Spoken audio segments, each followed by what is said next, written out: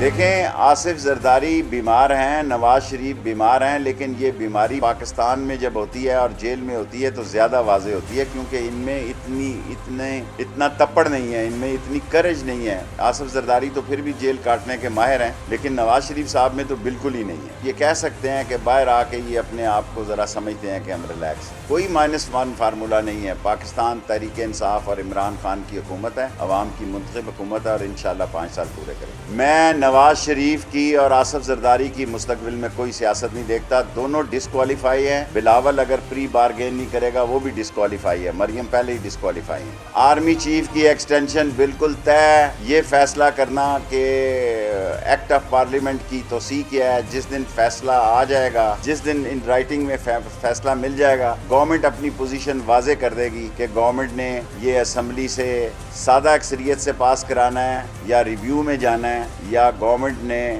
کوئی اور مسئلہ کرنا ہے۔ یہ ابھی تک فیصلہ ان رائٹنگ نہیں آیا، لیکن ایک بات طے ہے کہ چیف آف آرمی سٹاف جناب قمر جاوید باجوہ صاحب کی 3 سالہ ایکسٹینشن میں یہ ساری پارٹیاں ووٹ دیں گی، جو بھی صورتحال ہے۔